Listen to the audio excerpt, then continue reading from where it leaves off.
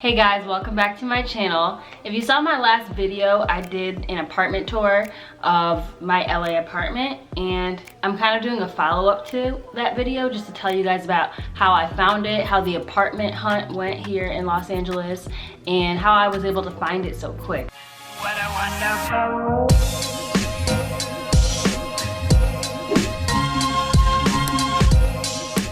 I found my apartment in probably like 2 weeks. It took me a couple weeks to find it, which is really quickly, but I went in with the purpose, and I went in just not trying to waste any time because I needed to move like as soon as possible. I wrote down the notes on my phone, so if you see me looking down, like, you know, just I want to get all my thoughts in one place to get you guys really the best tips. If you saw my last video, I gave you an apartment tour. You can check that out next, or you can go watch that now and come back to this. Either way, I've gotten a few comments that have asked, okay, well, how did you find your apartment? Or, you know, how much was it? All that stuff. So this is the video for that. So first things first, you have to pick the location and the area that you want to live in. And you kind of have to narrow that down just based on your needs and what you're looking for. And I'm not like an LA expert, as y'all know. Like, I've been here for 4 months. Like, I am not an expert on LA to any extent. So for this list I'm about to give you guys, just know that this is what the information I've gathered just from talking to friends or knowing people who live here. And I don't know a lot about LA, but I know what helped me make my decision to live where I currently live. So there's downtown LA, which is the super touristy area, like a big city type of vibe. It's actually kind of reminds me of New York. Pretty hectic, pretty, you know, if that's what you want.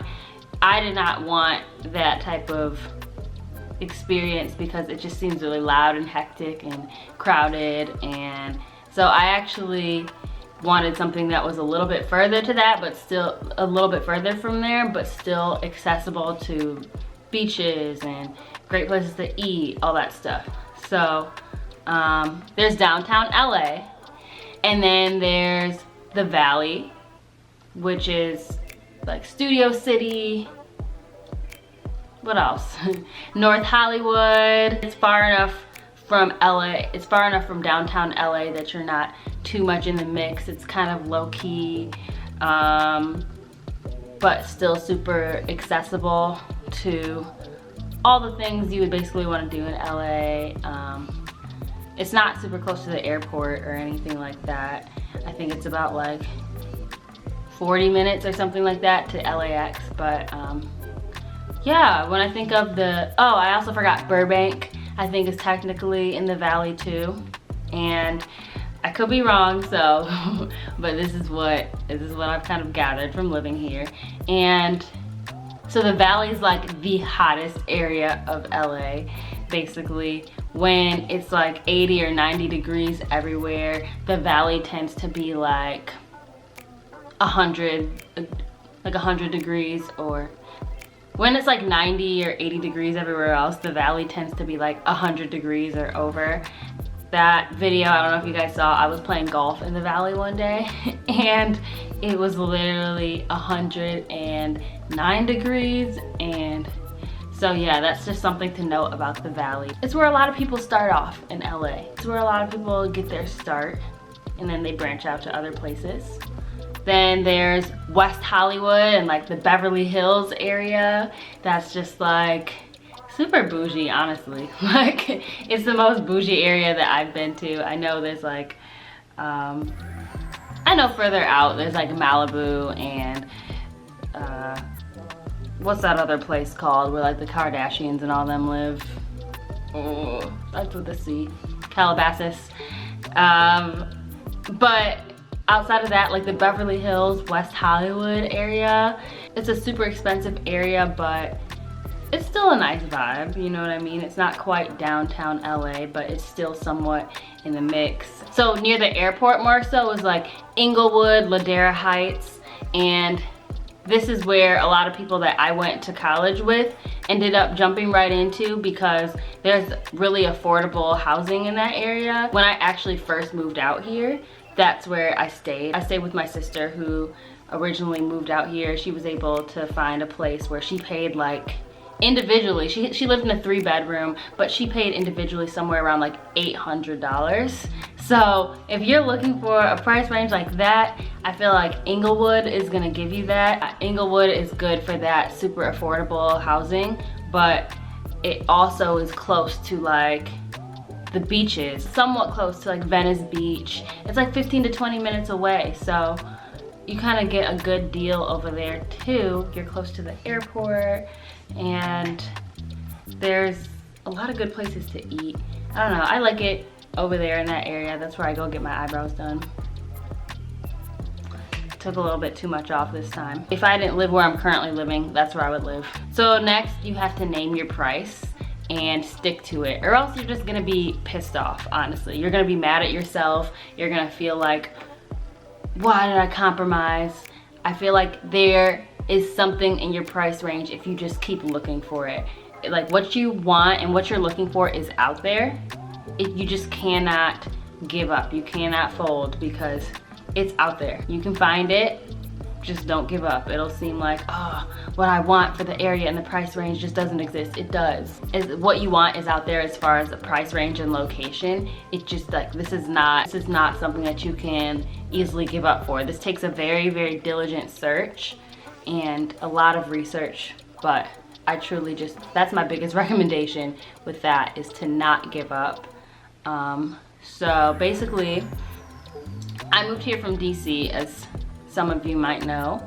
And when I was in DC, I paid our rent total. I had a 2-bedroom with my older sister, and our rent was like $3,000 total.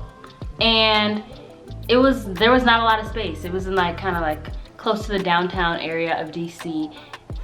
And there wasn't a whole lot of space that we had, but together we were paying like a little over $1,500 a month, which I just thought was so crazy, and it just really bothered me that for what I was getting, that was the price. But DC rent is super expensive, so it was just kind of like you had to just accept it, deal with it.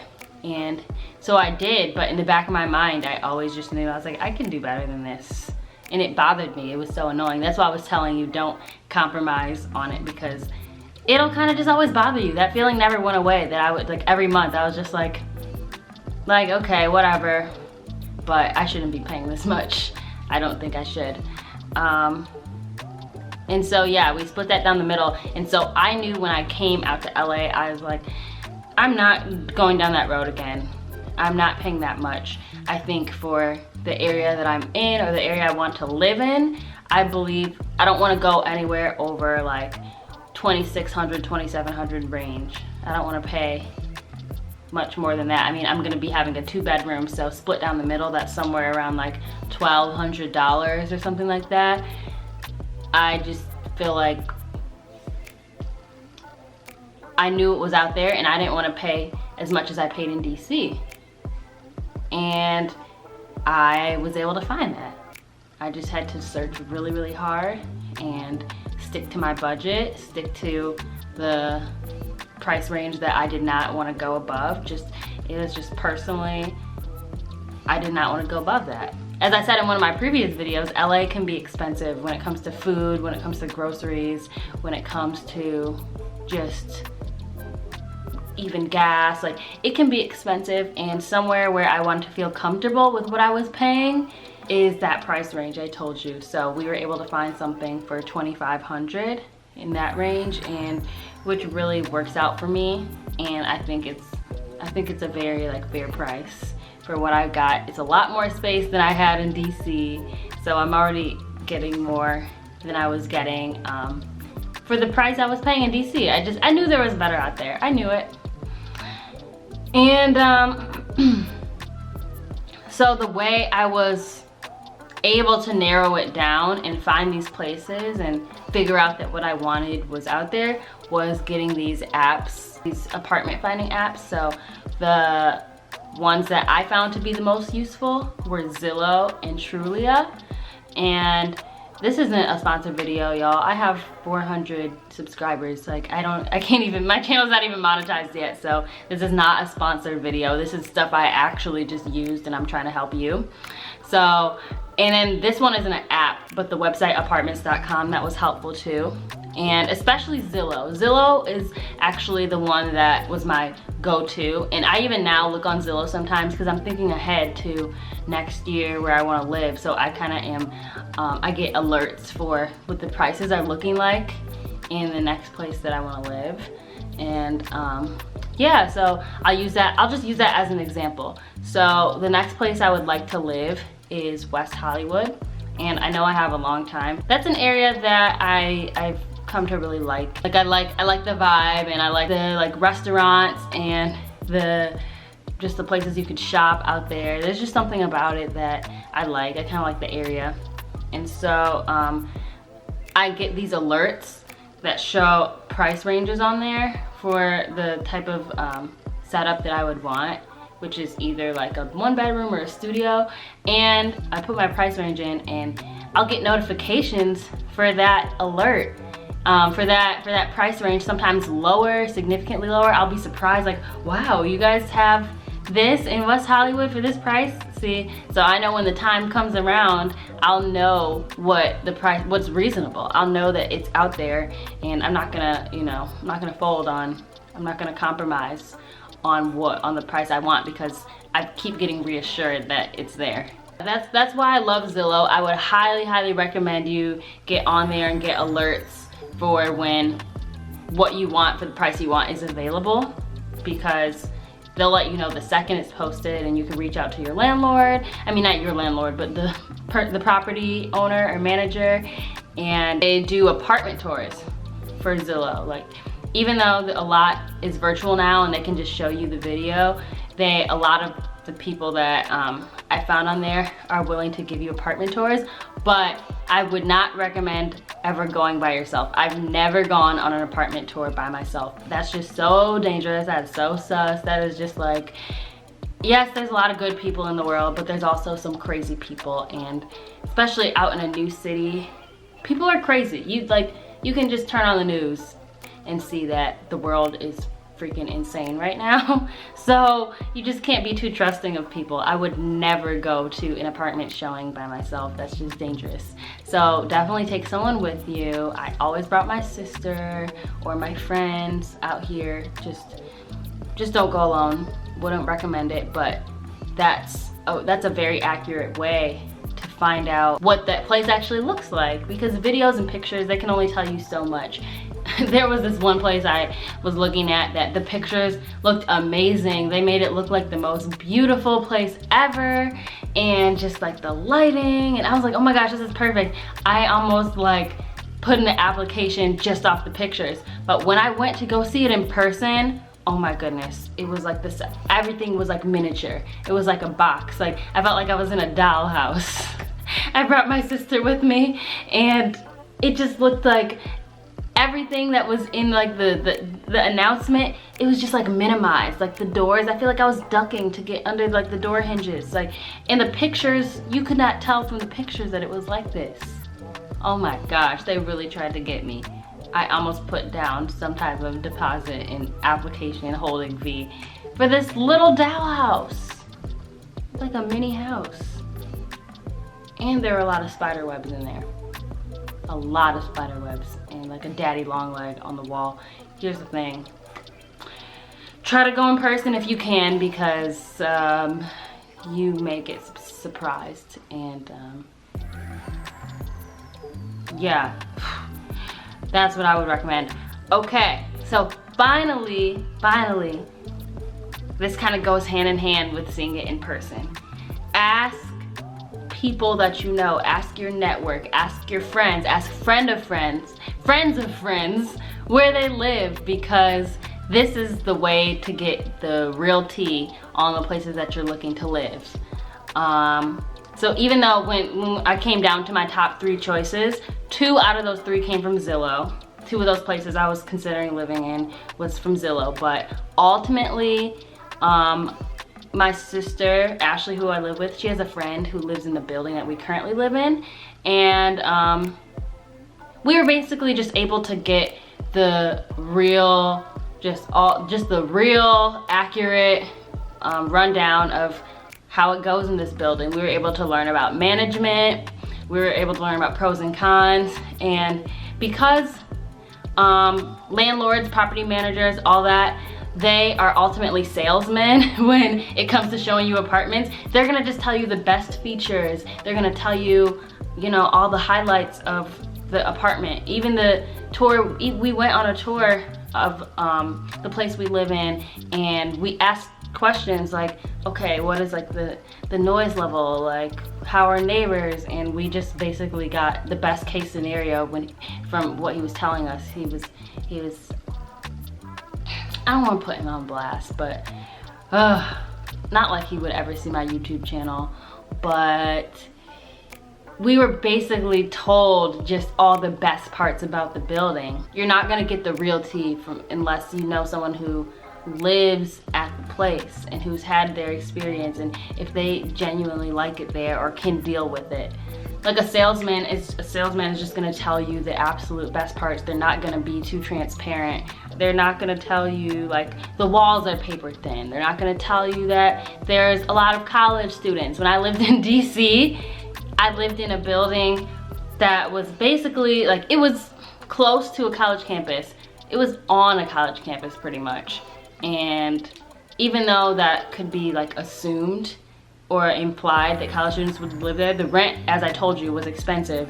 My sister and I, we paid around $3,000. That was on the lower end. On the website where we found it, that was like, that was one of like the cheaper apartments. And so it was all upwards of that. So in my mind, like college students aren't paying for these luxury apartments where people have like real jobs, established people in their careers. So in my mind, I did not know that I had college freshmen. I had 3 college freshmen, 3 boys, football players who lived above our unit and 3 parties every weekend. They're not gonna tell you that. The landlord is not gonna tell you that. Property manager, they're not gonna mention that you live with a bunch of college students. So you're not gonna get that kind of tea from this person showing you the building. You're just gonna think it's the best place ever. So please, please, please reach out to friends and say, and ask your friends who are in LA, where do they live? How do they like it? Would they recommend it? And if you have a friend, if there's like a friend of a friend, definitely get in touch with them somehow, get connected with them and figure out where they live and just what they like about it, or what they don't like about it, what they hate about it. Because that is honestly my #1 advice in that search, to just find a friend and find somebody who already lives there. Even if it's online, even if it's on a forum. I've had people, I didn't like my place in DC so much that I wrote a review on Yelp, because I just was like, I need to pay it forward. I need to help somebody. I cannot let somebody suffer the way I've suffered. And somebody on Yelp, they reached out to me and they said, hey, can you give me a little bit more details about this place? I gave them a full paragraph, a rundown about everything I hated. And I gave them some of the good parts that I liked, some of the redeeming qualities, but I let them have the real straight up answers about what I didn't like. And so that's my advice.